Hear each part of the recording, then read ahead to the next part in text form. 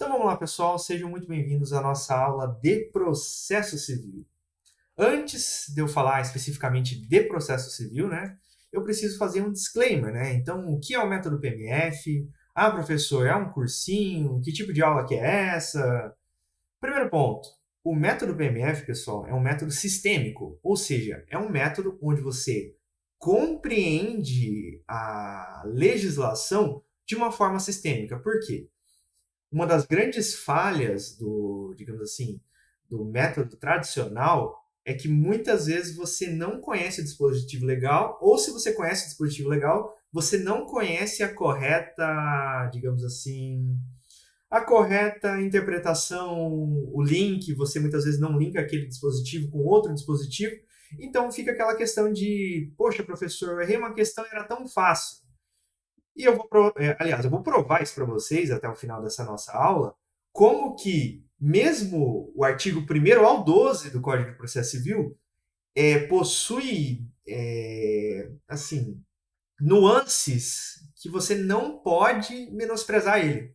Por que eu estou falando? Muitas vezes a pessoa que às vezes se deparou com esse vídeo, que deu uma olhada na live, que está vendo a live, está pensando, ah, professor, esses artigos aqui são extremamente fáceis, abrir aqui o código, tá tranquilo? E não é bem assim. Por quê? Você vai ver que esses artigos, embora assim não sejam artigos tão densos, possuem detalhes.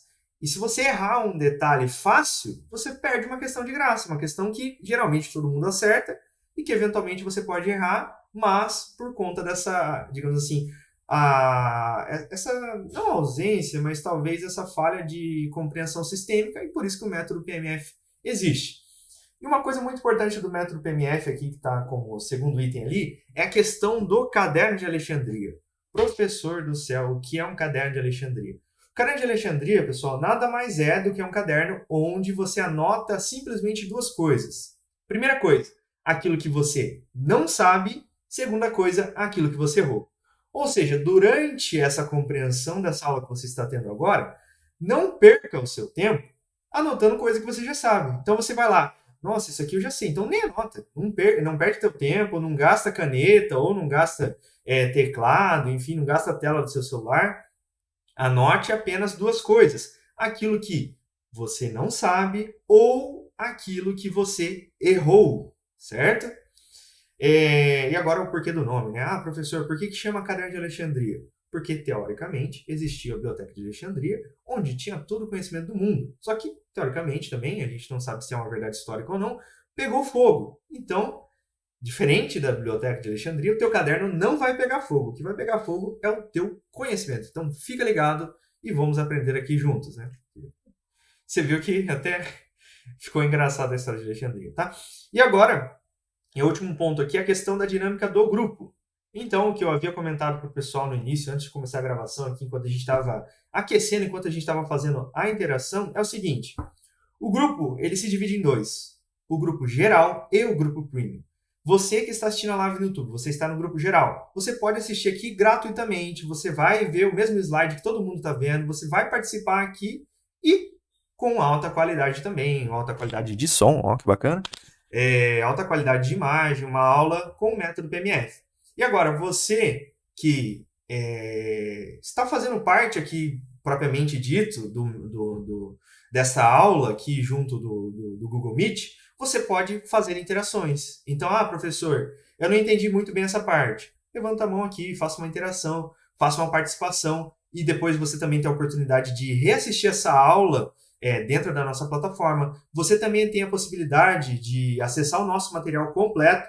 Inclusive, o nosso material completo dessa aula tem 20 folhas, tá? Então, você que está aqui no grupo, não esquece de entrar lá para ver esse material. E também nesse material, nós temos o Q1 e o Q2. O que é o Q1 e o Q2? Faz parte da dinâmica do método PMF. Então, terminou de assistir a aula?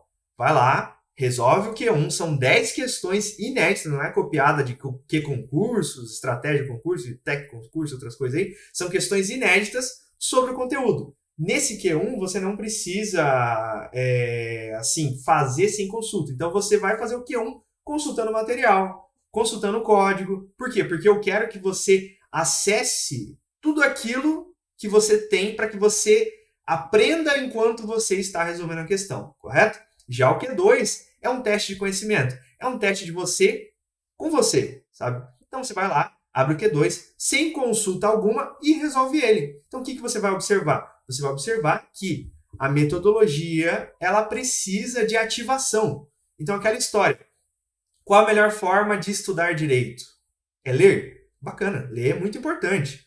É participar de uma aula como essa? Com certeza, que você está tendo uma dinamização, está com colegas, muitas vezes a dúvida que o teu colega traz também é a tua dúvida, show de bola. Mas o que é o X da questão? Resolver questões. Com todo, assim, a humildade do mundo, eu não conheço nenhum concursado de alto nível que não resolvia questões. Se você me encontrar algum, você manda, fala para ele mandar um direct aí e ensinar qual que é o segredo. Porque todos que eu conheci, juiz, delegado, promotor de justiça, todos resolveram muitas questões. Então, pessoal, nunca deixe de treinar. Sempre eu falo. Às vezes um aluno me procura e fala, professor, estou com dificuldade, o que eu faço? Estude aqui no método PMF e faça questões. Não tenha medo de questões. Se você errar 10 questões, vamos supor, fez 10 questões, errou 10. Ótimo, agora é o momento de errar, na tua prova você vai acertar 10. Mas se você não tentar, você tem a falsa percepção que você aprendeu e na hora da tua prova, infelizmente, pode ser que não tenha o resultado esperado. Dito isso, agradeço os comentários aqui que o pessoal comentou aqui também na plataforma do Google Meet aqui, eu estava lendo, né? E agora vamos para a nossa matéria propriamente dita, né? Até derrubei o microfone aqui. Como que funciona a nossa dinâmica, pessoal? Como nós estamos partindo do zero até o mais avançado, nós iremos começar pelo artigo 1º do Código de Processo Civil. Como nós não temos muitos artigos, nós conseguimos, excepcionalmente nessa matéria, fazer a seguinte dinâmica. Nós vemos um artigo, estudamos todos os detalhes dele e vemos uma questão deste artigo aplicando na prática. Eventualmente, quando a gente for para outra disciplina que tenha muitos artigos, eu vou ter que fazer um compilado um pouco mais acelerado. Então, sei lá, a gente vê 5 artigos de uma vez e a gente resolve uma questão sobre eles, tá? Nessa dinâmica, que são dinâmicas introdutórias, eu faço questão que vocês conheçam a base. Eu não sei qual vai ser a matéria da semana que vem, mas vamos supor que seja direito constitucional. Direito constitucional, os artigos ali iniciais, é necessário que você tenha essa compreensão com calma também, porque eles são muito importantes. Vamos lá. Artigo 1º do Código de Processo Civil, tá?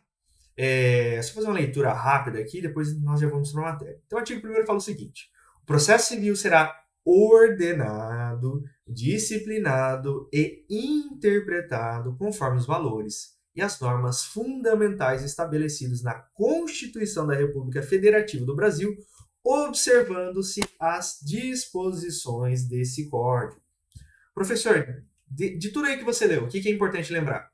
Lembre-se do ordenado, lembre-se do disciplinado, lembre-se do interpretado e lembre-se da questão das normas fundamentais da Constituição da República Federativa do Brasil. Por quê? Eventualmente uma questão vai alterar justamente essas palavras. Nossa, professor, o pessoal é maldoso assim na OAB, nas provas em geral? É maldoso assim. Então, você já sabe a regra do jogo. Então, lembre-se, ordenado, disciplinado e interpretado. Agora vamos para a parte um pouco mais teórica aqui, tá? O artigo 1º, ele fala da questão da constitucionalização do processo, ou seja, a interpretação do CPC sempre ocorre à luz da Constituição. Professor, não entendi. Tá, vamos imaginar que tem uma norma no CPC que eventualmente vai de encontro com a Constituição. Essa norma, ela não pode, digamos assim, ir contrária à Constituição, porque depois a gente vai ver uns outros artigos que falam disso, mas o processo ele não é um processo em si mesmo. O processo ele tem de respeitar as normas constitucionais. E este efeito de interpretar, aliás, de respeitar as normas constitucionais, trata-se da constitucionalização do processo. Então, pessoal, uma assim, das coisas chaves do nosso método é isso, pessoal. Eu jogo a informação diretamente. Eu não fico mencionando 3, 4 autores. Eu trago a informação que cai na tua prova, correto?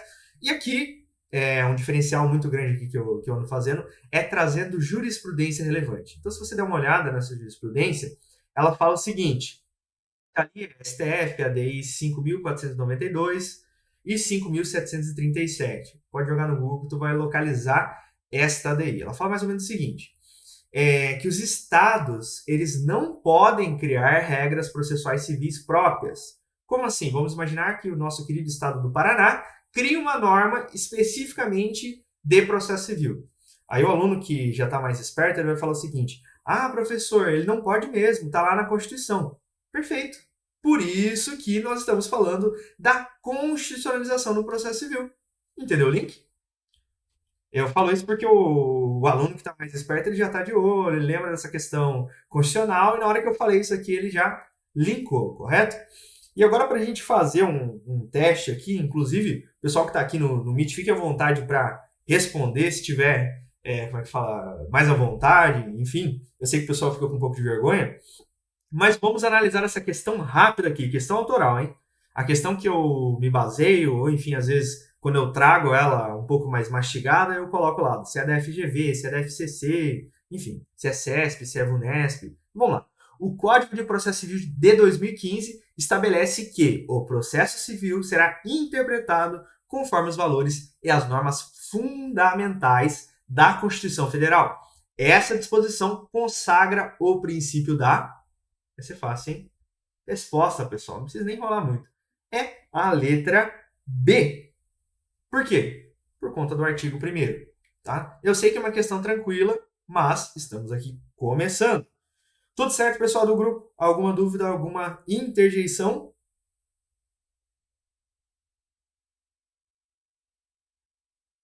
Presumo que sim. Então, vamos seguir aqui, pessoal. Artigo 2º. O processo começa por iniciativa da parte e se desenvolve por impulso oficial, salvo exceções previstas em lei. Pessoal, esse artigo ele é muito importante porque ele trata de dois princípios que muitas vezes os alunos misturam, e alguns têm, de uma maneira um pouco equivocada, que esses dois princípios são sinônimos. Você vai ver que eles não são sinônimos, tá?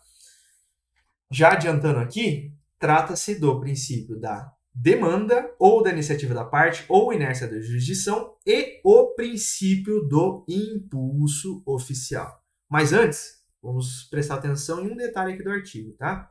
O processo começa por iniciativa da parte e se desenvolve por impulso oficial, salvo as exceções previstas em lei. Antes mesmo de falar qualquer questão doutrinária, qualquer questão relacionada aos princípios, eventualmente vai ter questões que simplesmente suprimem a última parte desse artigo 2º. Então, o que a questão faz? O processo começa por iniciativa da parte e se desenvolve por impulso oficial. Terminou aí. Ah, professor, então é verdadeiro? Não, é falso. Por quê? Porque a questão que está meia verdadeira é falsa. Ah, não, professor, que injusto. Pois é, reclama com a FGV, reclama com a turma lá.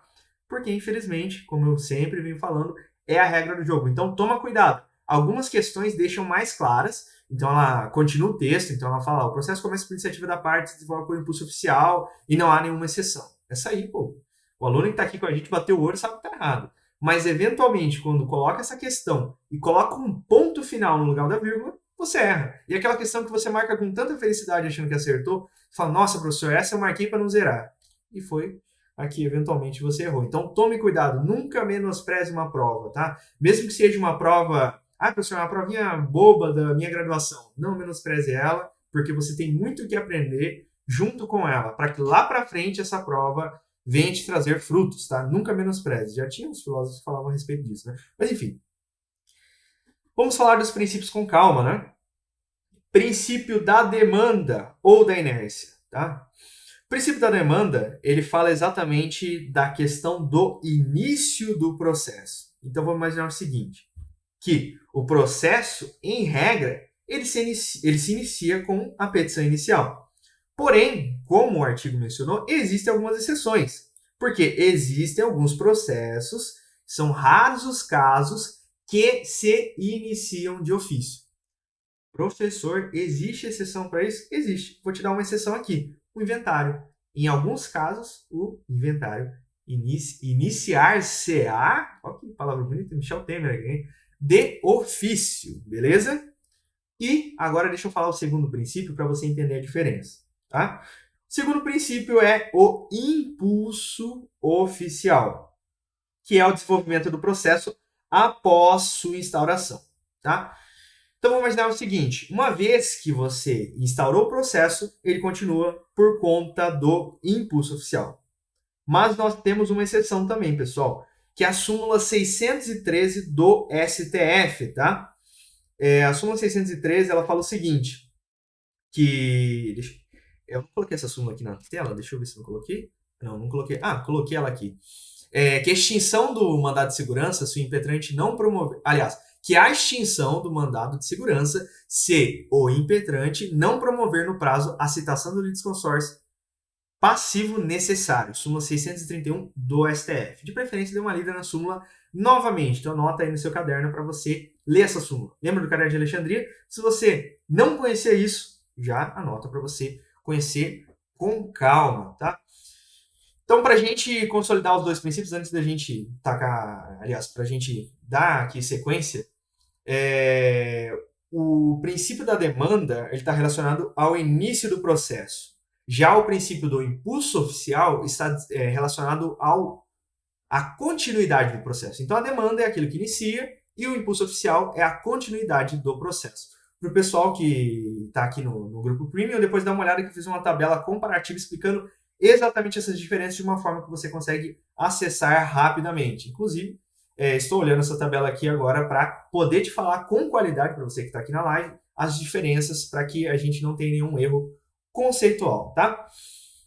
E aqui eu coloquei uma dica de ouro, então mnemônico. Para quem não sabe, mnemônico é justamente você trazer essas palavras para que você lembre de algo. E eu coloquei parte inicia, juiz impulsionando. Então, PI, JI. Parte inicia, juiz impulsiona. Aí você lembra desses dois princípios.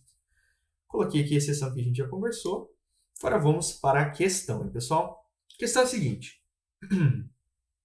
No que tange aos princípios que regem o processo civil, é correto afirmar que, uma vez provocada a jurisdição, o processo se desenvolve por impulso oficial, o que significa que, basicamente, pessoal, essa questão está querendo que você responda o que é um impulso oficial.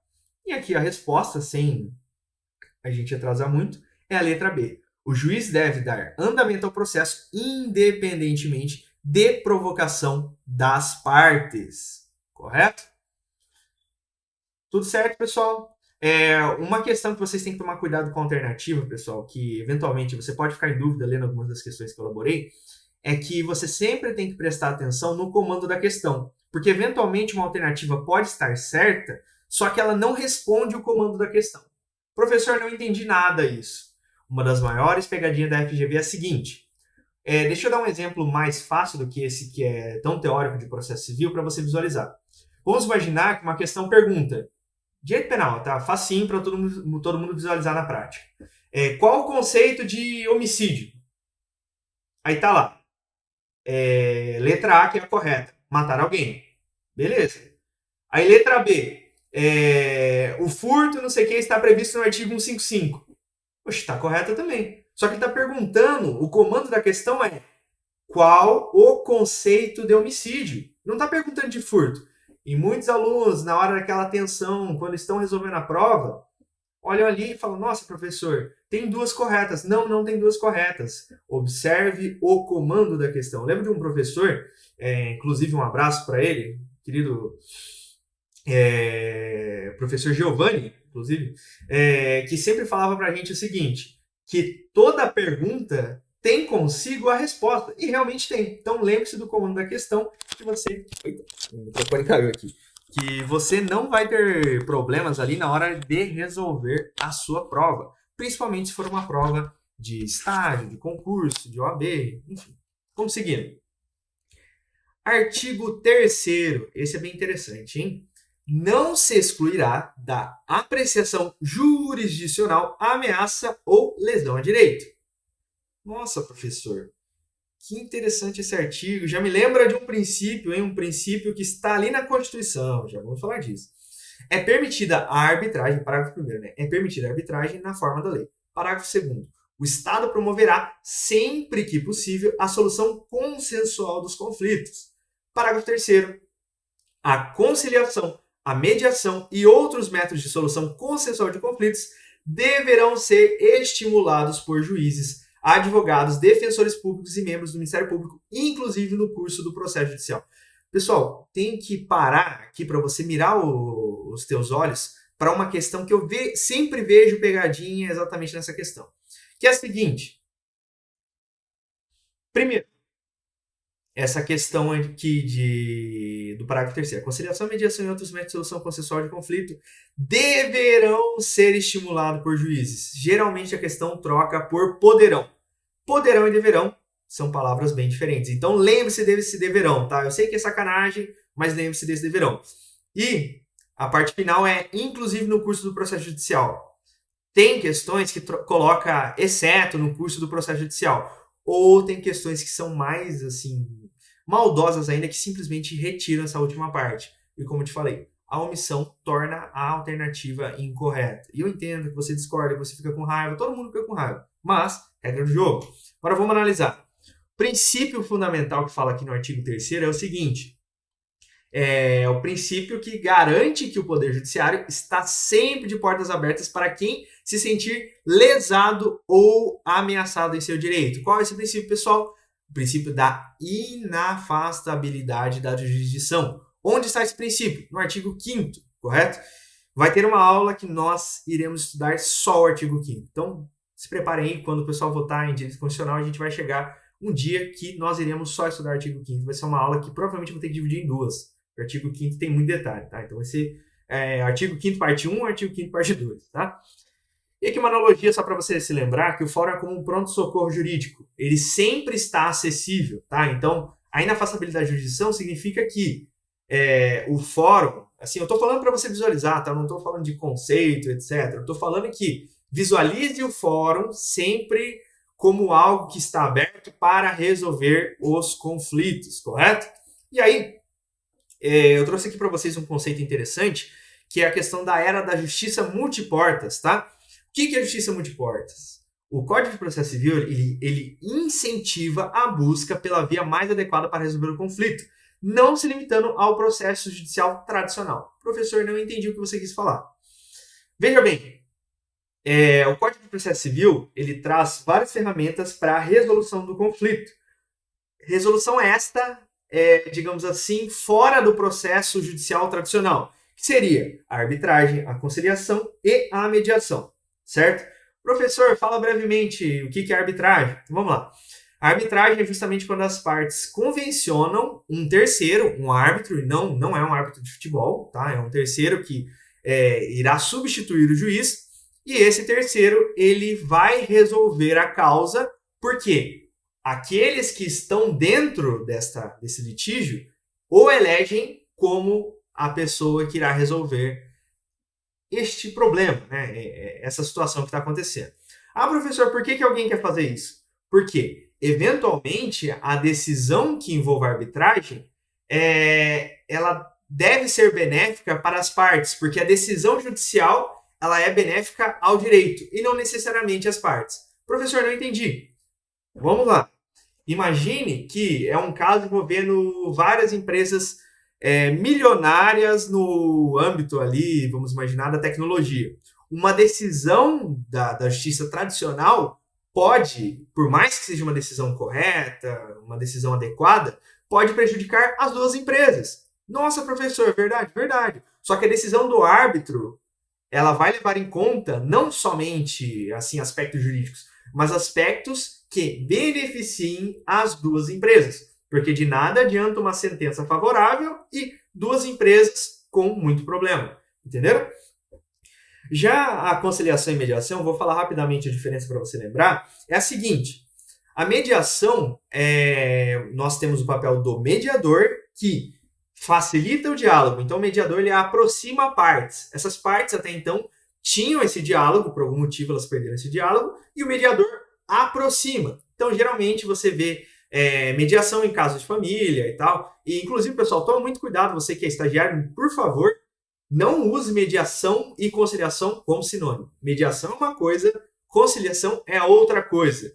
Na dúvida, coloca um ou, não coloca e, tá? Audiência de conciliação ou mediação, ok. Mas a audiência de conciliação e mediação, não, tá? Usa o ou que tá tudo certo, tá?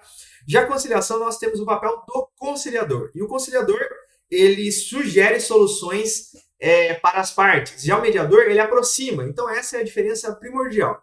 Professor, existem mais diferenças doutrinárias, teóricas? Existem, com certeza existem. Tem vários professores que escrevem. Tem o professor Kazuo Watanabe, salvo engano, que escreve bastante sobre o tema também. Só que, como eu falo, o método é voltado para o resultado. Você, amigo que adora processo civil, que adora a doutrina, eventualmente eu falo o nome do doutrinador, eu falo alguma coisa, você dá uma lida aí para resolver, digamos assim, a sua curiosidade acadêmica, que é muito válida também. Beleza? Então vamos lá. O que é importante falar aqui do parágrafo 2º e 3º? A questão do dever do juiz, advogado, defensor público e membros do Ministério Público de estimular a solução amigável. Já falei sobre isso. Ele deve, ele não pode.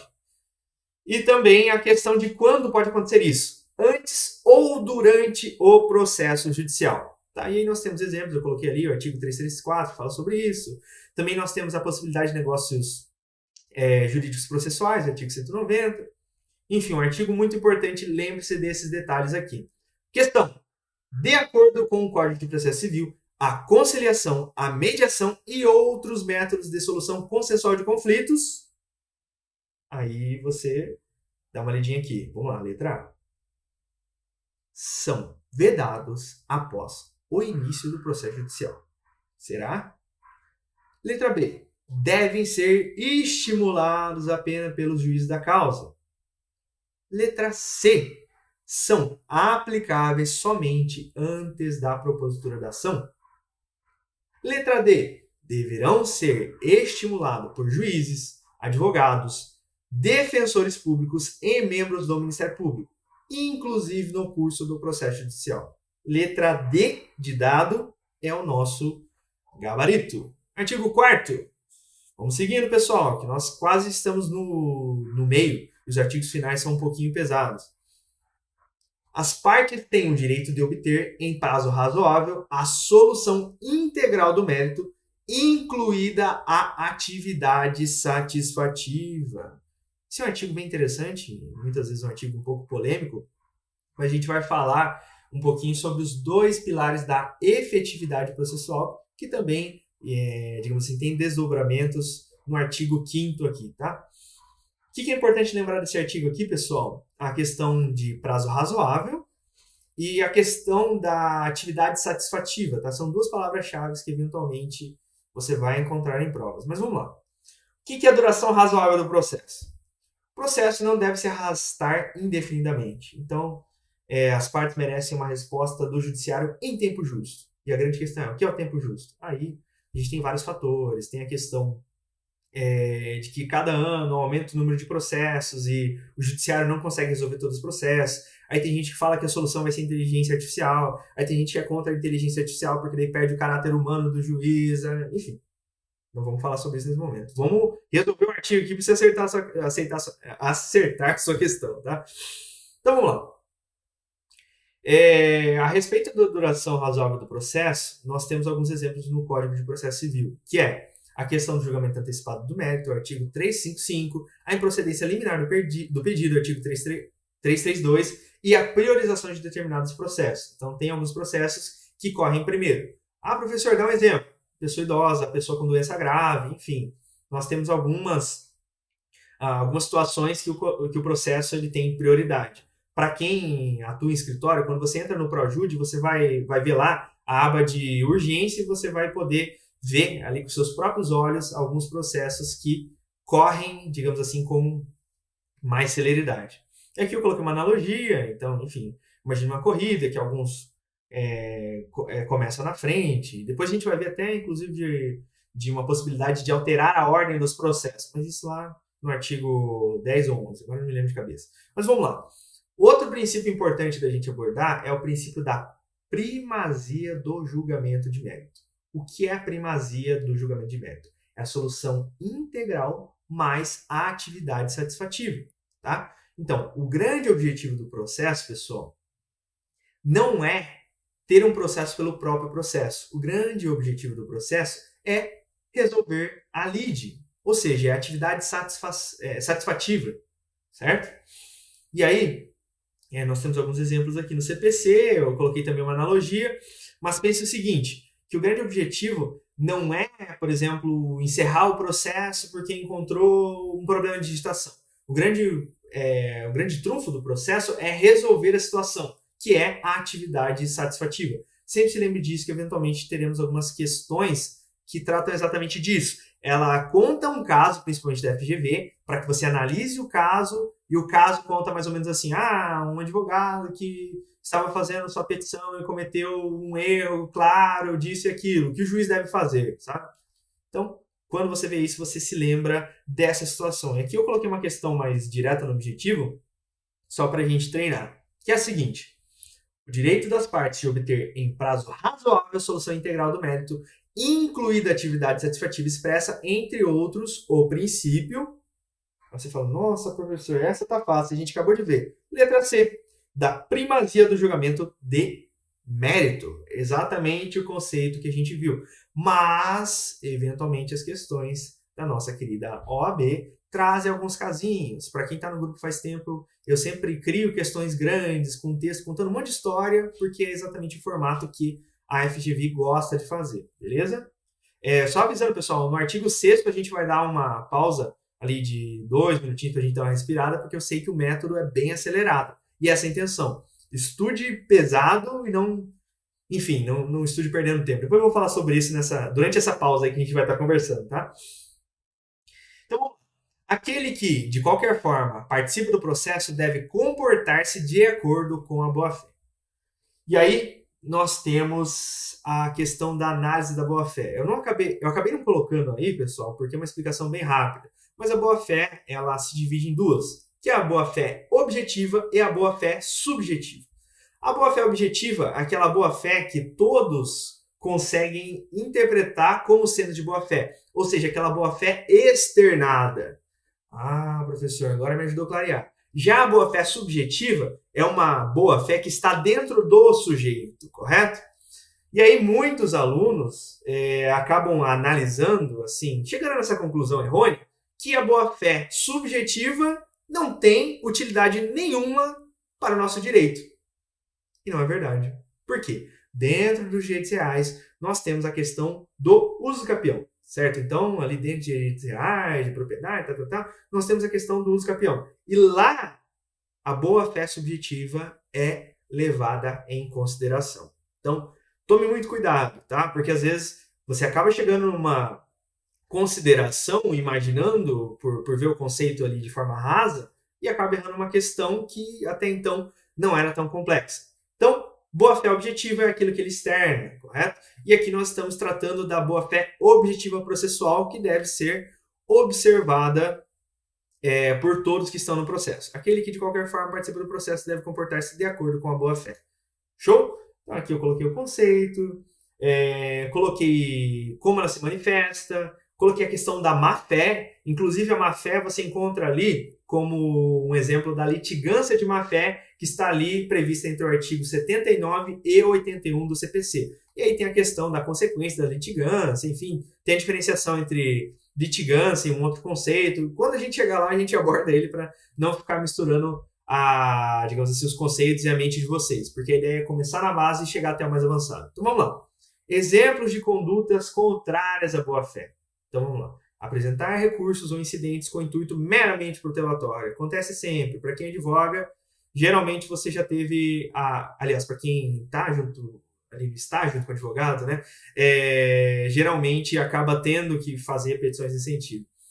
Desculpa, pessoal, que eventualmente eu dou aula de pós, aí eu acabo trocando os conceitos, né? O pessoal pensa, ô louco, professor, ainda estou aqui na graduação falando que estou advogando. E tá, porque o estagiário, muitas vezes o auxiliar do advogado ou do Ministério Público, enfim, também está fazendo uma atividade jurisdicional, sem sombra de dúvida, tá? Também, um exemplo de condutas contrárias à boa-fé é alterar a verdade dos fatos, usar o processo para conseguir objetivo legal, deduzir pretensão ou defesa, provocar incidentes claramente infundados, enfim. Lá para frente a gente vai ver uma diferenciação muito importante deste ponto aqui, mas quando a gente chegar nesses artigos que eu mencionei aqui, tá? Então vamos lá. Vamos analisar essa questão aqui rapidinho, que a gente já chega na questão 6 para a gente fazer uma pequena pausa aqui. A questão é a seguinte: de acordo com o Código de Processo Civil, o dever de se comportar de acordo com a boa-fé no processo é exigido, letra A, apenas das partes e seus procuradores, letra B, apenas do autor ao propor a demanda, letra C, de todos aqueles de qualquer forma participem do processo, letra D, apenas do juiz como condutor do processo. Isso aqui não precisa nem falar o gabarito que já está na cara, né? Letra C, pessoal, tá? Então, o gabarito é letra C, de todos aqueles que, de qualquer forma, participam do processo. Vamos lá para o artigo 6º. Esse é o artigo, digamos assim, onde nós estabelecemos o nosso intervalo. Então, eu falo ele, resolvo a questão no final e a gente faz um intervalo de alguns minutinhos para a gente continuar com tudo novamente. Vamos lá. Artigo 6º. Todos os sujeitos do processo devem cooperar entre si para que se obtenha em tempo razoável a decisão de mérito justa e efetiva. Caramba, professor, eu acho que eu já vi alguma coisa sobre esse assunto, hein? Vamos lá. Princípio fundamental, o princípio da cooperação ou colaboração processual. Como assim? Todos os sujeitos do processo devem cooperar entre si. Então, abandona aquela ideia antiga de que o processo seria uma guerra. Então, um contra o outro, vamos sacanear o cara, vamos esconder prova. Não existe isso, pessoal. A ideia do processo é uma colaboração entre todos para encontrar a solução do conflito, tá? E aí tá lá, lembre-se das palavras, justa, efetiva e em tempo razoável. Porque, eventualmente, teremos questões que justamente alteram essas palavras, que trocam algumas coisas mais na cara, tipo injusta, inefetiva, coloca lá em tempo longo, mas é bom você saber para que você não caia nessa pegadinha, porque na hora do cansaço, eventualmente você marca sem querer e olha, triste. Então você não vai marcar sem querer e vai marcar com querer a alternativa correta. Vamos lá. Deveres decorrentes da cooperação. Pessoal, esses deveres são deveres do juiz que doutrinariamente você encontra. Inclusive, eu fiz uma tabelinha também para quem tiver com material. Dê uma olhada com calma nessa tabelinha. Que aí nós temos ali o dever do juiz de esclarecimento, de consulta, prevenção e auxílio. Então, o que é esclarecimento? Requerer às partes explicações sobre alegações e pedidos. Então, aquela famosa história. Doutor, não entendi o que você queria com isso daqui. Ele vai lá e pede o dever de esclarecimento. Dever de consulta é o dever de ouvir as partes. Então, ele precisa ouvir as partes antes de dar aquela decisão. Ah, professor, existem exceções? Existe. A gente até vai falar hoje sobre algumas exceções ali que o juiz não precisa ouvir as partes. Mas lembre-se desse dever. Dever de prevenção é o dever de advertir sobre riscos, oportunizar a correção. Como assim? Novamente, volta ali nos artigos anteriores que a gente viu. Eventualmente é algo sanável, mas que muitas vezes algo sanável, só que você não pode deixar isso ali enrolado, você precisa resolver essa situação, e um dos exemplos é a etapa de saneamento do processo. Agora vocês, que muitas vezes estão no começo da graduação, que não entendiam essa ideia de saneamento, lembrava, por exemplo, que no Paraná da Sanepar, que é a empresa de água, e agora você entendeu que saneamento é justamente você corrigir, você deixar o processo certinho para que ele seja julgado. Estou falando o português claro, tá, pessoal? Não estou utilizando doutrina, não estou utilizando juridiquês. Estou falando aquilo que você precisa para você acertar a questão. Por fim, nós temos a questão do auxílio, que ajuda a superar obstáculos ao exercício de faculdades processuais. O que é faculdades processuais? Aquilo que você pode ou não fazer. Ah, professor, dá um exemplo de faculdade processual. Contestação. Se você não quiser responder a contestação, você não responde, se torna revel. Está tudo certo, né? Vamos lá para a questão, essa questão é adaptada da FGV, tá? Sempre quando é uma questão adaptada, eu coloco ali. O princípio da cooperação, previsto no artigo 6º do Código de Processo Civil, impõe a todos os sujeitos do processo o dever de colaborar para uma decisão de mérito justa e efetiva. Uma das manifestações desse princípio é o dever do juiz de... Você olha e fala, meu Deus, professor, vamos olhar as alternativas com calma. Letra A. Julgar sempre a favor da parte que mais colaborou. Então, o cara que mais ajudou o juiz, ele vai julgar a favor. Letra B. Ignorar as manifestações das partes para decidir mais rapidamente. Algumas pessoas até queriam isso, mas não é não. Letra C. Prevenir as partes sobre eventuais deficiências em suas manifestações, permitindo a correção. Esse é o gabarito, mas vamos ver a letra D. Decidir exclusivamente com base nos argumentos trazidos pelo autor? Não, né, pessoal? Letra C. E toma cuidado, pessoal, que se fosse lá, decidir exclusivamente com base nos argumentos trazidos pelo autor, pelo réu, teria que tomar cuidado se não tem alguma pegadinha, porque nós temos a oportunidade da presença do perito. Então, toma cuidado quando você lê uma questão. É justamente a questão que você acha que tem duas certas, que não tem duas certas. Não fica sonhando que vai anular gabarito. Não, professor, vou anular gabarito, não sei o que eu vou passar. Na dúvida, vá pelo mais certo. Não fica essa história de anular gabarito, não, que eu já vi aluno não passar no AB por uma questãozinha. Para fazer uma breve pausa aqui, pessoal, enquanto eu vou interagindo aqui com o pessoal. Aí, o Gustavo fez uma participação. Pessoal, até me desculpa que eu não consigo ler o chat. Então, o pessoal aqui do grupo, se quiser participar, pode abrir o microfone, pode falar aqui comigo e manda bala. Tá? Que é uma dinâmica legal para que a gente consiga interagir. Que é muita tela aqui para mim. Eu tô com um tablet, eu tô com o meu telefone, eu tô com tudo aqui, ó. Deixa eu ver como é que tá a live aí, o pessoal interagindo. Ó, nós tivemos aqui no total 53 views, hein? Bacana demais. Só agradeço aí todo mundo que está assistindo. Tô fazendo uma breve pausa aqui para ver se o pessoal está vivo aqui participando da aula, que eu sei que o conteúdo é acelerado. E antes de eu falar do grupo, vamos falar um pouquinho sobre metodologia. Pessoal que está no grupo, inclusive no grupo geral, grupo gratuito. Geralmente nós utilizamos um aplicativo chamado IPT. Pessoal, é um aplicativo muito bom, é gratuito, não estou fazendo um código de referência para ganhar nada. Inclusive, o desenvolvedor do IPT não me respondeu porque eu queria aumentar a quantidade de pessoas do grupo. Então, não conheço ele, mandei um e-mail para ele em inglês, espero que ele leia meu e-mail. Mas, falando do aplicativo em si, o nome do aplicativo é YPT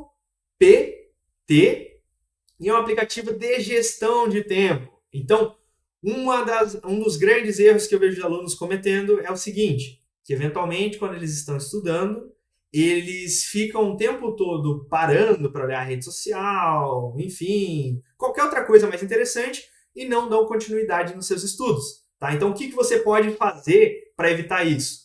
Use o IPT como gerenciador de tempo. Então, você vai estudar, coloca lá 15 minutos de estudo contínuo. Depois você pausa, igual a gente está fazendo aqui. Estudamos aqui uns 30 minutos, 40 minutos contínuos, dá uma pausa aqui de 3, 4, 5 minutos para a gente dar uma interagida, depois a gente estuda mais meia hora. Fechamos ali uma aula de 1 hora e pouquinho, 1 hora e 15. Isso que eu atrasei uns 10 minutinhos para a gente fazer essa interação, senão seria 1 hora fechada, tá? Então utilize isso para você não perder tempo, porque muitas vezes você fica o dia inteiro debruçado no seu conteúdo, mas o conteúdo não avança. Por quê? Porque o tempo líquido do seu estudo, se você for analisar, foi menos de 2 horas, foi menos de 3 horas. Mas o tempo que você ficou na frente do seu computador, na frente do livro, foram 6 horas, foram 7 horas.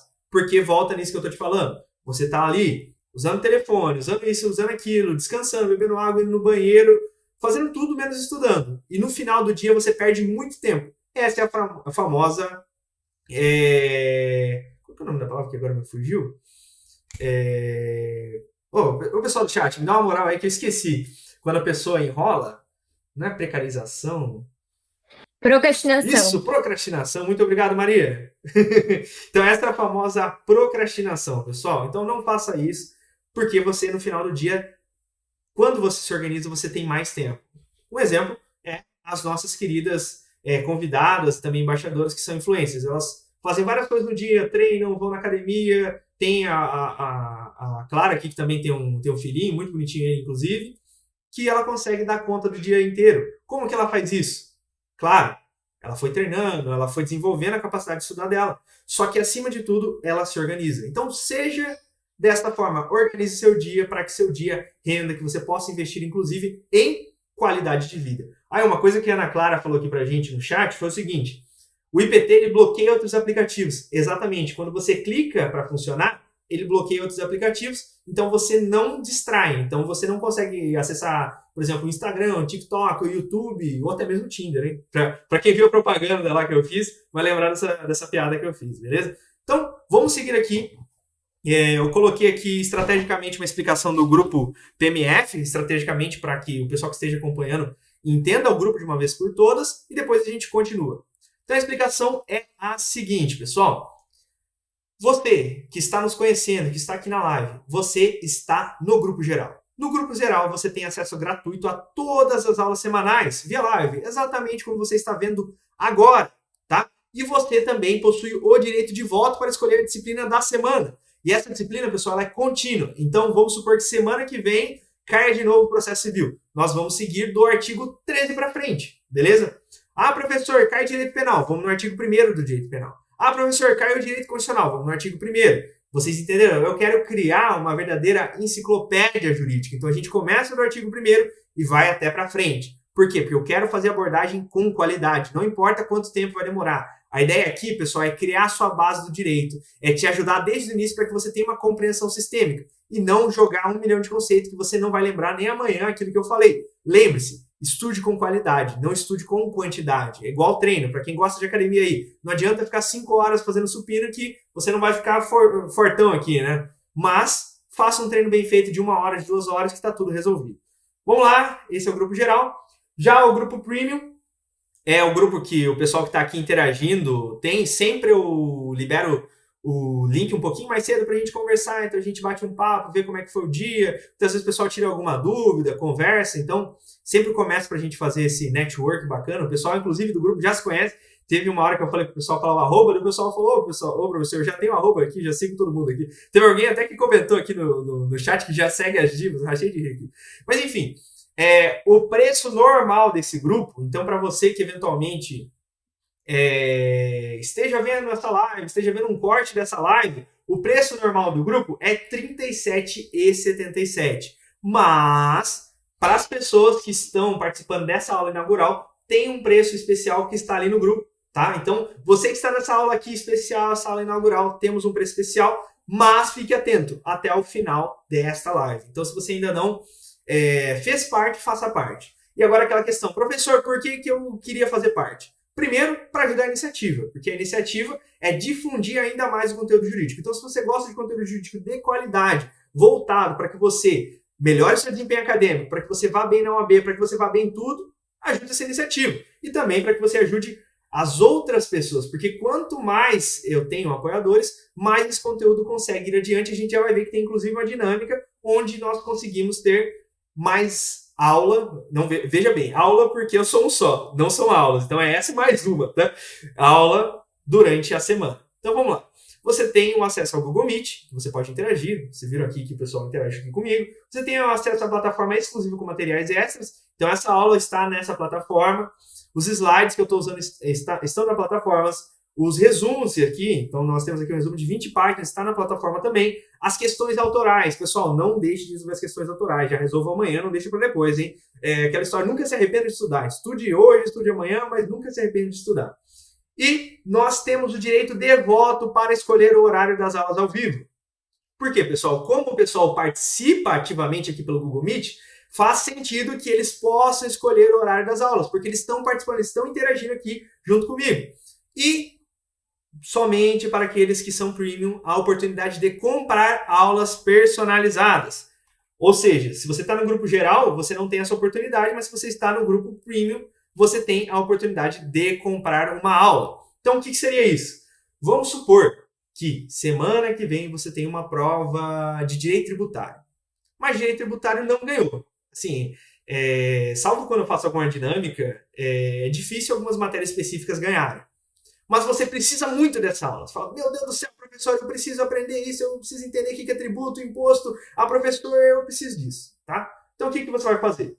Você vai conversar comigo, a gente vai elaborar um plano para que a gente faça esse conteúdo durante 1 hora, tá? E você adquire essa aula personalizada. E essa aula é assistida por todo mundo. Tanto quem é premium, tanto quem não é premium. Então, você contribui com a comunidade como um todo. E muitas vezes você pode falar assim, ah, professor, mas esse preço está um pouco caro. Você tem a oportunidade, por exemplo, de dividir. Então, professor, vou chamar o pessoal da turma e eventualmente vou dividir. Mas eu já oriento vocês. Eventualmente o preço da aula que você vai comprar aqui, a aula extra, digamos assim, vai aumentar. Por quê? Porque eu sou um só. Então, quando o pessoal começar a comprar as aulas, eu preciso aumentar o preço porque senão a aula ela se torna inútil. Como assim? Vamos supor que 5 pessoas compraram essa aula. Pessoal, eu sou um só, eu tenho escritório, eu tenho um monte de coisa para fazer. Eu não consigo dar 5 aulas na semana, então só dou 2 aulas no máximo na semana. Então a aula da pessoa que comprou, ela vai ser atendida pela ordem. Então, quem que pagou primeiro? Foi tal pessoa. Então essa é a primeira aula dessa semana. Quem que pagou segundo? Semana que vem. E assim por diante. Então, eventualmente, pode ser que crie uma fila de 5, 6, 7, 8 semanas. E aí, não vai ser útil para você. Então, como que eu resolvo essa situação? Eu aumento o preço. Porque daí quem realmente vê utilidade, quem vê necessidade, vai pagar o preço e vai poder ser atendido rapidamente. Porque nada adianta. Se a aula fosse R$5, todo mundo pagaria, só que eu ia ficar, nossa, daqui até o ano que vem fazendo aula. E não, dependendo do pessoal, até se formou já fez o AB e tal, e não ia ter resolvido a aula, entenderam? Então, vamos aproveitar quem tiver essa necessidade. Seja premium e sendo premium, você tem esse direito, beleza? Agora voltamos para a programação normal, depois que a gente deu essa respirada. Deixa eu ver se o pessoal está vivo. Maria Clara perguntou, as aulas vão ficar gravadas? Ficarão sim, pessoal. Para quem está no Premium, você vai acessar a plataforma, vai ter lá a aba de processo civil. Lá dentro terá os materiais, terá a aula, terá Q1 e terá o Q2. Vamos lá. Artigo 7º, pessoal. Estamos caminhando para o fim. Eu sei que é pesado, mas o estudo pesado que é o bom. É assegurada às partes paridade de tratamento em relação ao exercício de direitos e faculdades processuais, aos meios de defesa, aos ônus, aos deveres e à aplicação de sanções processuais, competindo ao juiz zelar pelo efetivo contraditório. Meu Deus, professor, essa é pesado. Não é a mais pesada, mas é pesado, tá? Então aqui nós temos a questão da isonomia processual, ou paridade de armas. Geralmente você vê esse termo paridade de armas no processo penal, mas ele também está presente aqui no processo civil, tá? E aí nós temos a questão da dupla dimensão, que é a isonomia formal, que é tratar os iguais de forma igual perante a lei processual, e a isonomia material, que é tratar os desiguais de forma desigual, na medida de suas desigualdades. Aí tem aquela imagenzinha do menininho tentando assistir o jogo de futebol, aí coloca um caixote, e o caixote seria justamente a isonomia material, porque todo mundo tem, digamos assim, uma altura elevada e a criança tem uma altura baixa. Aí com a isonomia material, todo mundo fica na mesma altura. Tem essa típica imagem aqui. Não coloquei essa imagem porque vai que tem direito autoral também, né? E nós temos a questão do juiz como guardião desta isonomia, ok?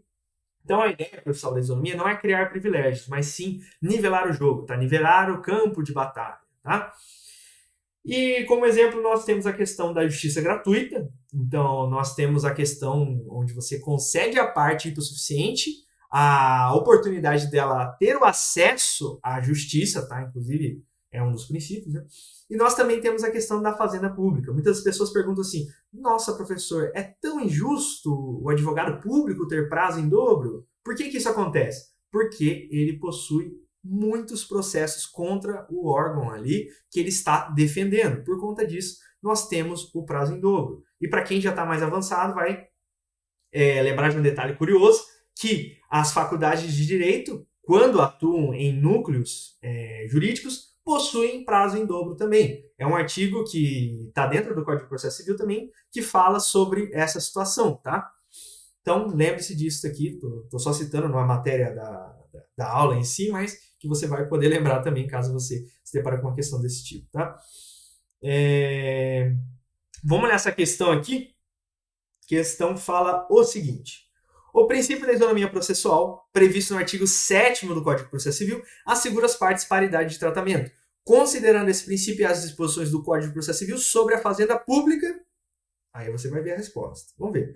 Letra A. A fazenda pública nunca possui prerrogativas processuais. Não precisa nem ler, né? Letra B. As prerrogativas da fazenda pública, como prazo em dobro, são inconstitucionais por ferirem a paridade de arma. Aí o pessoal que odeia a fazenda pública, odeia advogado público, vai marcar essa, mas não é não. Letra C. O tratamento processual diferenciado concedido à fazenda pública como prazos maiores busca realizar a isonomia material, compensando certas dificuldades inerentes à sua atuação. Esse é o gabarito. Mas vamos ler a letra D. A paridade de tratamento impede que o juiz conceda benefício da justiça gratuita. Meu Deus. A uma das partes? Não, né? Então, gabarito, pessoal, letra C. Letra C de crocodilo, hein? Artigo 8º. Estamos caminhando para o fim, hein? Ao aplicar ordenamento jurídico, o juiz atenderá aos fins sociais e às exigências do bem comum, resguardando e promovendo a dignidade da pessoa humana e observando a proporcionalidade, a razoabilidade, a legalidade e a publicidade e a eficiência. Pessoal, este artigo tem uma pegadinha muito sacana. Eu tô até falando mais baixo para você prestar atenção, tá?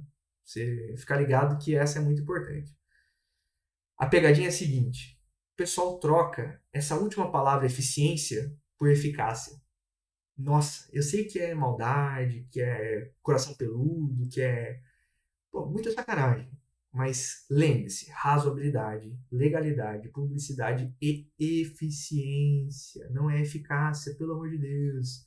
Eventualmente você vai ver lá no direito administrativo que tem uma situação lá que fala de eficácia. Então, quando o aluno está, por exemplo, nos períodos finais, ele pode acabar confundindo isso porque ele lembra de direito administrativo, mas ele está dentro de processo civil. Então, é eficiência. Eu sempre lembro a junção das palavras publicidade e eficiência. Aí você não é. Publicidade e eficiência. Então, razoabilidade, legalidade, publicidade e eficiência. Entendeu? Porque senão você confunde com eficácia. Eficácia lembra assim, eu fiz caca. Então não confunda, tá? O pessoal tá rachando aí no chat já, mas eu passo aí pra vocês não esquecerem, tá? Então vamos lá. Norma de interpretação e aplicação judicial. O juiz, pessoal, ele não é um robô. Embora o pessoal queira que o juiz seja uma inteligência artificial, né? Eu falo pessoal assim de uma maneira genérica, né? Que algumas pessoas que defendem essa ideia, tá? Mas o juiz não é um robô, tá? Então existem vetores que guiam o juiz na hora que ele vai, obviamente, fazer a sentença dele. Que é a questão dos fins sociais, exigências do bem comum, a própria questão constitucional da dignidade da pessoa humana, que é um núcleo axiológico. Olha que palavra bonita, hein? Nós temos também a questão da proporcionalidade e razoabilidade, a publicidade, você vai ver que existe uma exceção para a publicidade e a eficiência, tá? Vamos lá ver uma questão sobre o artigo 8º, que essa é bem interessante também. Então vamos lá. Ao aplicar o ordenamento jurídico, o juiz, nos termos do artigo 8º do Código de Processo Civil, deve atender, entre outros, os seguintes vetores. Letra A. Exclusivamente à literalidade da lei e aos precedentes vinculantes? Será que o juiz só vai olhar ali a lei e fazer uma decisão robótica? Letra B. Aos fins sociais, a exigências de bem comum, a dignidade da pessoa humana, a proporcionalidade e a eficiência. Olha só, gabarito letra B, mas vamos ler. Letra C. Primariamente aos seus próprios valores morais e convicções pessoais? Meu Deus. Letra D, a eficiência e a celeridade em detrimento da legalidade estrita. Aquele juiz que ele quer abaixar a quantidade de processo, não importa o que aconteça, né? Ele fala, vamos mandar para frente. Inclusive, eu lembro de um caso engraçado que aconteceu, acho, semana que vem, aliás, semana passada, semana retrasada. Semana que vem não, né? Eu tô vendo o futuro, não é o caso. Que um juiz começou, teoricamente, tá? Pelo amor de Deus, não me processo. O juiz, teoricamente, não existem provas, possivelmente utilizou o IA porque ele aumentou drasticamente a quantidade de processos resolvidos. Mas assim, teoricamente, supostamente, não existem provas cabais porque não houve o final do processo judicial. Tamo junto? Então vamos seguir para o artigo 9º. O pessoal racha de rico com esse comentário. Vamos lá. Artigo 9º. Não se proferirá decisão contra uma das partes sem que ela seja previamente ouvida. O disposto no caput não se aplica, ou seja, pessoal, o artigo 9º é a regra e o caput é a exceção. Então vamos lá, qual que é a exceção? A tutela provisória de urgência. As hipóteses de tutela de evidência previstas no artigo 311, incisos 2º e 3º. A decisão prevista no artigo 701. O artigo 701, pessoal, que não está escrito aqui no artigo 9º, mas é a decisão da ação monitória. Para quem não lembra, anota aí. Artigo 701 do Código de Processo Civil, ação monitória, e depois leia com calma o artigo, tá? Não deixa de ler. Então vamos lá. Aqui no artigo 9º, nós tratamos do princípio fundamental, que é o contraditório prévio, tá? Que é a regra. Mas, como toda regra, nós temos exceção. Então a regra é primeiro ouvir e depois decidir. Mas a exceção é a tutela provisória de urgência, que pode ser cautelar ou antecipada. Professor, qual que é a diferença? Nós chegaremos lá, nós abordaremos as diferenças com muita calma. E nós também temos a tutela de evidência, que não é sinônimo de tutela de urgência, pelo amor de Deus. E nós temos a ação monitória do artigo 701, tá? Então, muitas vezes você não conhecia a ação monitória, mas é a ação tradicionalmente utilizada no caso de prova escrita do débito sem força de título executivo. Então, um exemplo seria o cheque que o tempo, digamos assim, de exigir a força de título executivo já teria passado, tá? Então, na prática, você vê muitas dessas ações envolvendo cheque, ações bonitórias, tá? Então, fique esperto com isso daí. E o grande questionamento, pessoal, é o rol do parágrafo único aqui do artigo 9º é taxativo ou não é, tá? Eu vou aqui pela doutrina majoritária, que é o nosso querido professor Fred Dias Júnior, que fala o seguinte, que, embora o CPC liste essas hipóteses, que para fins de prova é importante que você decore elas, tá? Então não fica pensando, o professor Didier fala que como é que fala, exemplificativo, nem vou ler. Não, leia sim que pode ser que cobre literalidade, tá? Então o professor Didier argumenta que o rol não é exaustivo, podendo existir outras situações. Professor, qual a situação? A liminar em ação possessória, artigo 562. Professor, não conheço. Leia o artigo 562. Pelo amor de Deus, leia os artigos. Ok? Nós também temos uma jurisprudência aqui que eu coloquei para vocês, que o STF considerou constitucionais dispositivos do CPC que admitem a concessão de tutela de evidência sem prévia citação do réu, pois o contraditório é apenas deferido e a medida se justifica pela robustez do direito alegado e pela necessidade de eficiência. Você, amigo, que vai fazer o AB, preste muita atenção em jurisprudência. Se você não sabe o que é súmula, descubra o que é súmula, leia sempre súmulas e acompanhe o material que eu sempre coloco súmula. Se você não sabe o que é julgado, acompanhe os julgados. Veja também a questão da diferença de súmula vinculante, de súmula normal, veja a súmula do STJ. Enfim, fique de olho nessas questões dos tribunais, porque a FGV vem cobrando, principalmente na segunda fase. Direito do trabalho, por exemplo, cai muitas súmulas do TST, Tribunal Superior do Trabalho. Mas vamos para a questão aqui. Questão adaptada da FGV, hein? De acordo com o artigo 9º do Código de Processo Civil, não se proferirá decisão contra uma das partes sem que ela seja previamente ouvida. Constitui exceção a essa regra a decisão que defere. Você fala, olha, professor. E agora, hein? Se eu tiver de frente com essa questão na minha prova, hein? Qual que é a resposta? Vamos ler. A produção de prova pericial complexa? Não sei. Vamos ler. Letra B. A tutela provisória de urgência? É o gabarito, né? Mas vamos continuar lendo. Letra C. O pedido de adiamento de audiência? Letra D. A condenação em honorários advocatícios. Letra B, pessoal. Letra B de bola, de barba, né? Artigo 10 fala o seguinte, artigo 10 do CPC. Deixa eu beber uma água aqui, a garganta quase enroscou agora. Pessoal, não é artigo 10º, tá? Artigo 1º ao 9º e artigo 10. E não sou eu que inventei isso, não, tá? Tem as normas certinhas lá que falam disso. Vamos lá. Artigo 10. O juiz não pode decidir em grau algum de jurisdição com base em fundamento a respeito do qual não se tenha dado às partes a oportunidade de se manifestar, ainda que se trate de matéria sobre a qual deva decidir de ofício. O artigo 10 é muito interessante, pessoal.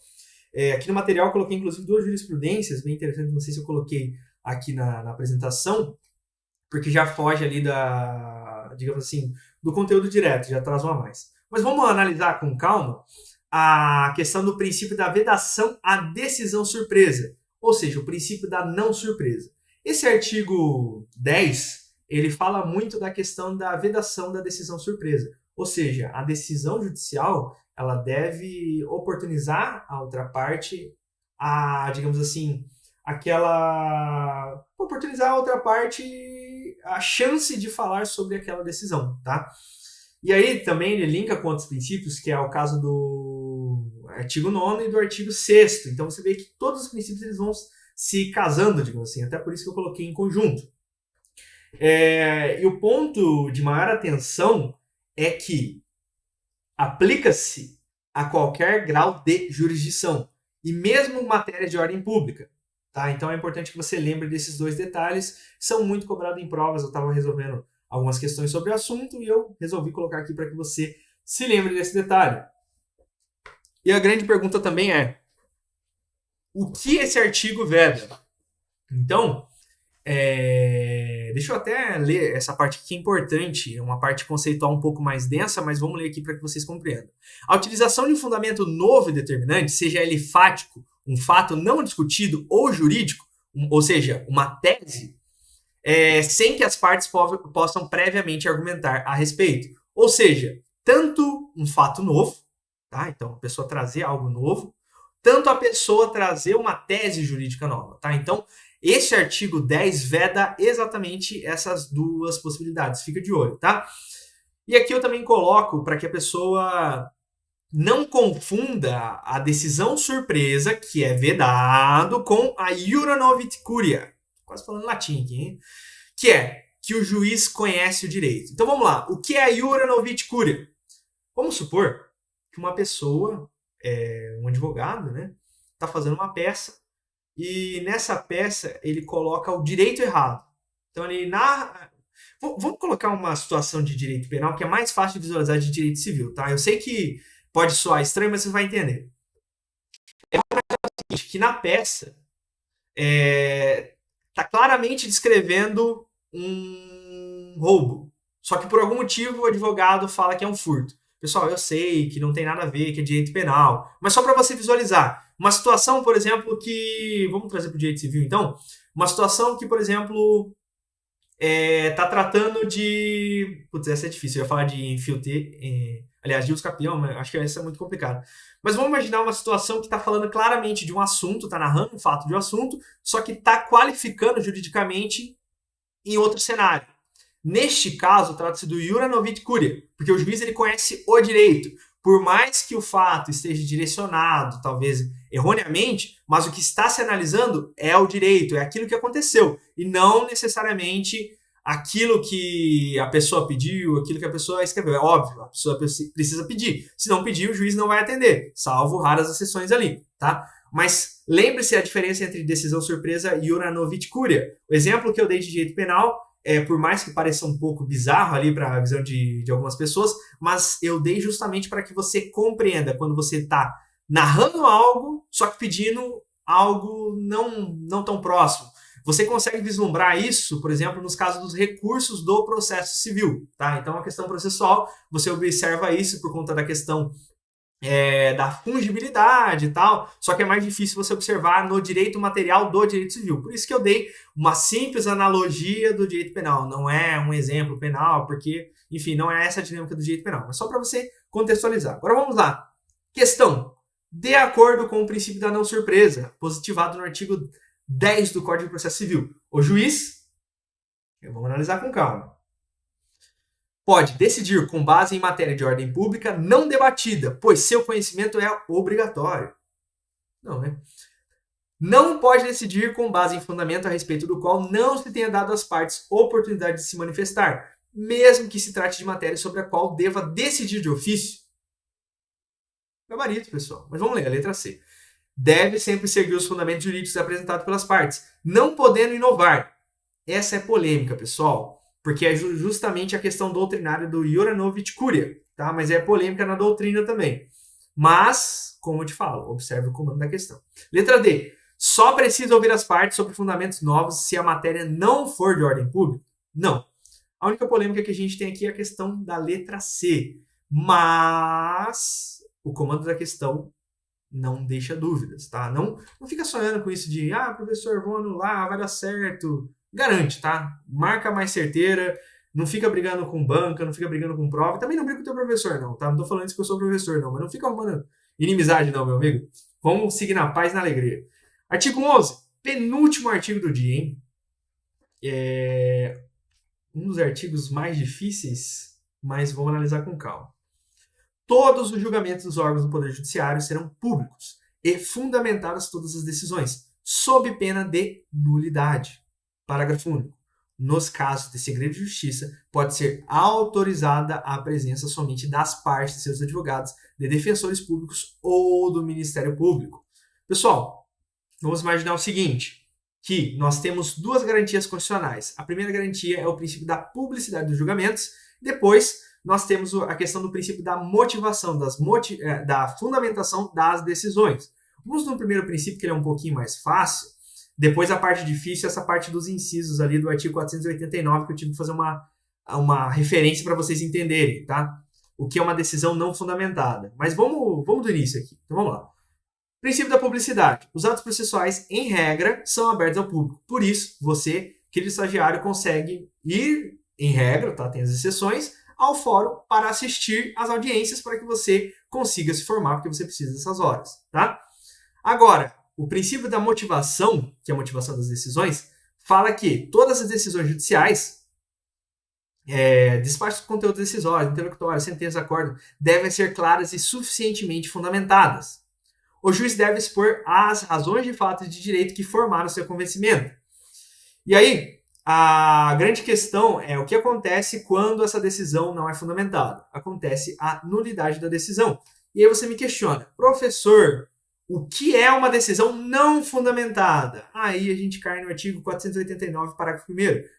Vamos lá, anote no seu caderno, depois você vai conferir esse artigo com mais calma, que a gente está batendo os incisos só para você entender o que é uma decisão não fundamentada. É uma decisão que limitar-se a indicar, reproduzir ou parafrasear ato normativo sem explicar sua relação. O que é isso? Quando simplesmente fala, a resposta ao artigo tal do Código de Processo Civil. Você precisa fazer a chamada subsunção do fato à norma. Tá? O que é subsunção do fato à norma? É justificar aquilo que você está escrevendo. Olha, aplica esse artigo tal, por conta disso, e a situação é essa. Pronto, tudo certo. Inciso 2.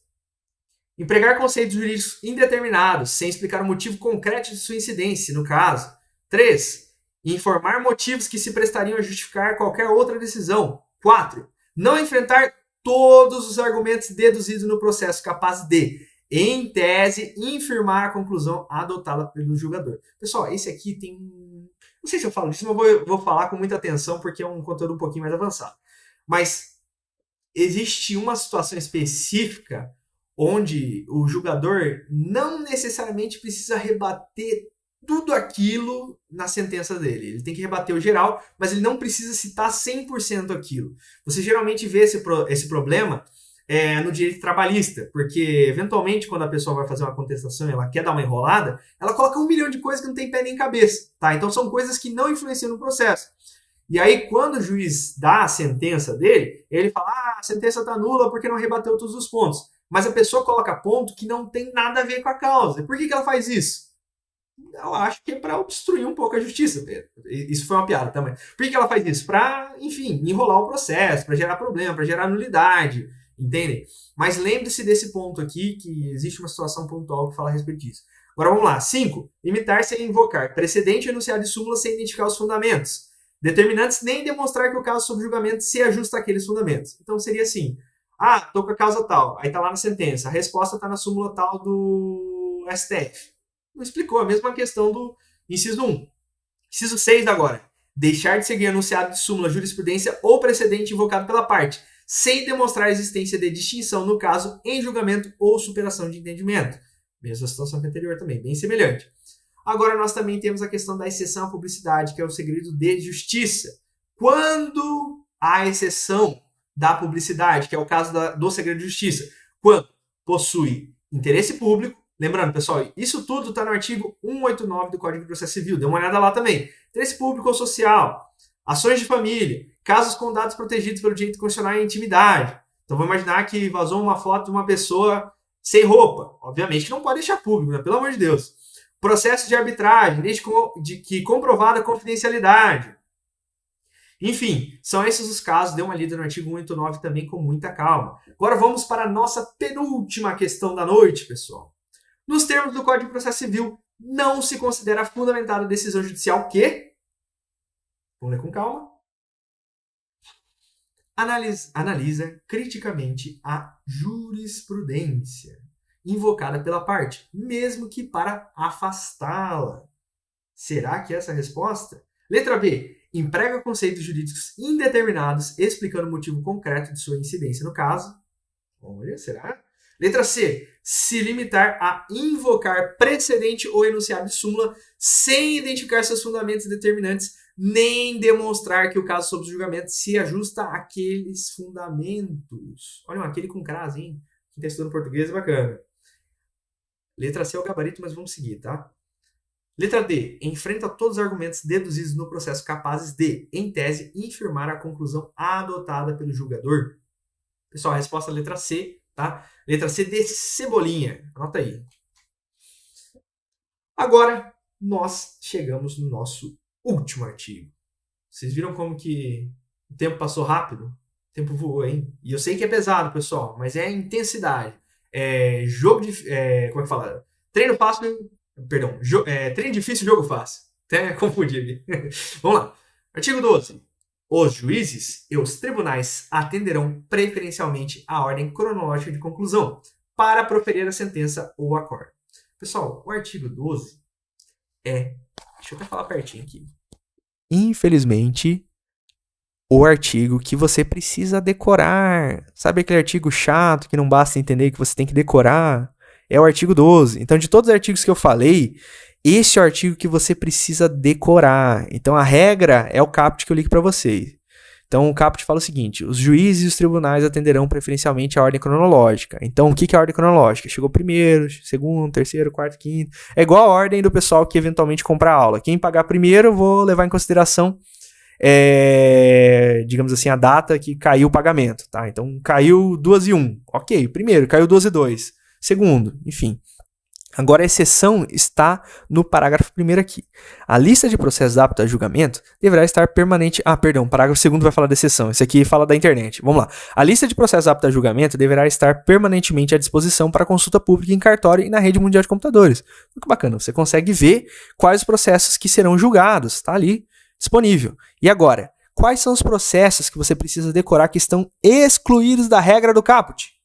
Primeiro, as sentenças proferidas em audiência, homologatórias de acordo ou de improcedência liminar do pedido. Professor, preciso decorar isso? Precisa. Professor, como que eu decoro? Eu falei esses dias para Samira, lê 3 vezes seguida. 2. O julgamento de processos em bloco para aplicação de tese jurídica firmada em julgamento de casos repetitivos. Olha só, o julgamento de recursos repetitivos ou incidente de resolução de demandas repetitivas. 4. As decisões proferidas com base no artigo 485 e 932. Importante também para você ficar de olho. Vamos seguindo aqui, pessoal. O 485 fala sobre sentença sem mérito e o 932 fala sobre decisões monocráticas do relator, tá? Então, para você que ficou em dúvida o que falava isso, tá aí. Mas lê o artigo também, hein? Eu te dei a resposta, mas lê o artigo. 5. O julgamento de embargos de declaração. 6. O julgamento de agravo interno. 7. As preferências legais e as metas estabelecidas pelo Conselho Nacional de Justiça, temido por muitos. 8. Os processos criminais nos órgãos jurisdicionais que tenham competência penal. 9. A causa que exija urgência no julgamento, assim reconhecida por decisão fundamentada. Então, pessoal, essas hipóteses são as hipóteses que você precisa decorar. E como eu falei, se você quer decorar, leia 3 vezes, 4 vezes, 5 vezes, 6 vezes, 7 vezes, até você decorar, tá? Infelizmente, o direito tem algumas decorebas, tem algumas repetições, mas vamos treinando que a gente chega lá. Vamos ler o parágrafo 3º? Após a elaboração de lista própria, respeitar-se-á a ordem cronológica das conclusões entre as preferências legais. Então, olha que legal, as preferências legais possui uma lista própria, então vai ser respeitada essas preferências. Após a inclusão do processo na lista que trata o parágrafo 1º, que a gente viu, o requerimento formulado pela parte não altera a ordem cronológica para a decisão, exceto quando implicar a reabertura da instrução ou a conversão do julgamento em diligência. Legal também. 5º, decidido o requerimento previsto no parágrafo 4º, o processo retornará à mesma posição que anteriormente se encontrava na lista. Nossa, professor, não entendi esse parágrafo 5º. Então vamos lá. Decidido o requerimento previsto no no parágrafo 4º. Então tá lá. O processo retornará à mesma posição que anteriormente se encontrava na lista. Entenderam? Decidido a situação anterior do parágrafo 4º, ele retornará à mesma posição. Geralmente você encontra questão que fala que o processo não vai retornar à mesma posição, que ele vai ficar em último lugar, que ele vai ficar em primeiro lugar. As questões brincam com você exatamente nessa parte. Então fique atento exatamente nessa parte. 6º, ocupará primeiro lugar. Olha só, primeiro lugar na lista prevista no parágrafo 1º, ou conforme o caso no parágrafo 3º, entenderam? É uma prioridade da prioridade, hein? Presta atenção. Tiver sua sentença ou acórdão anulado, salvo quando houver necessidade de realização de diligência ou de complementação da instrução. Se enquadrar em hipótese do artigo 1040. Professor, o que é o 1040, inciso 2? Reexame após julgamento de paradigma em repetitivo, se a decisão recorrida contrariar o Tribunal Superior. Mas, na dúvida, leia o artigo também, pelo amor de Deus, leia o artigo aí, tá?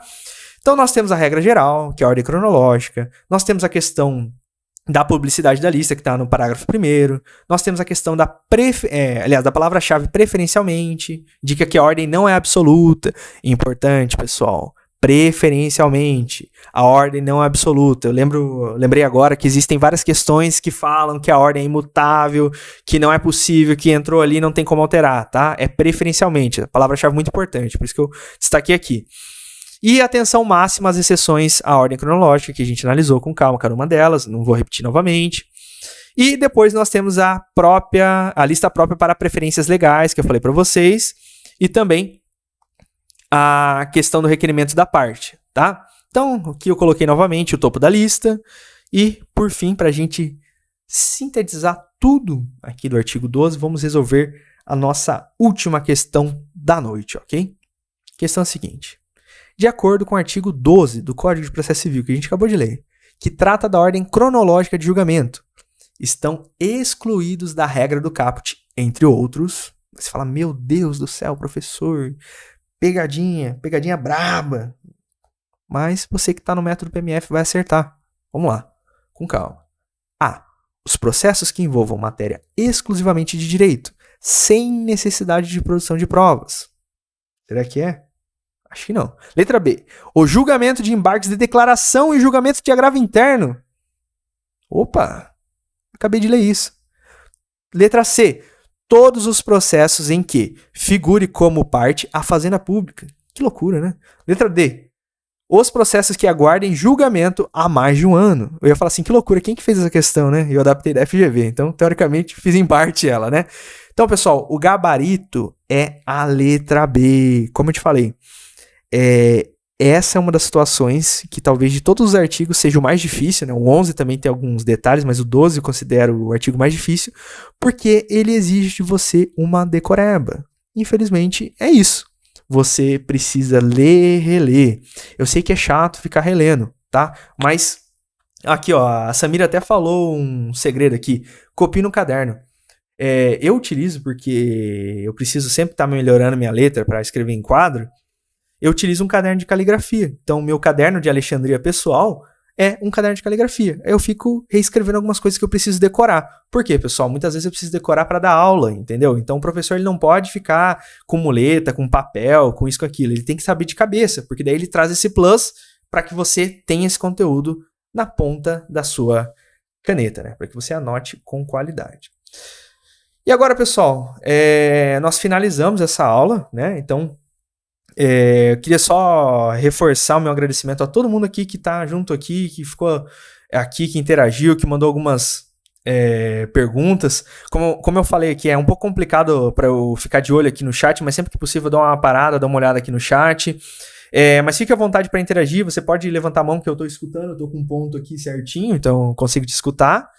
E eu sei que com o tempo vocês vão perdendo a timidez. Porque é engraçado, antes de começar a gravação aqui tava todo mundo interagindo e tal, mas com o tempo o pessoal fica tímido. E também lembrando, pessoal, para quem tá aqui no Premium, você tem a oportunidade de escolher a data. Nas próximas aqui eu vou dar um pouquinho mais de opção, porque essa eu tava com vários afazeres aqui.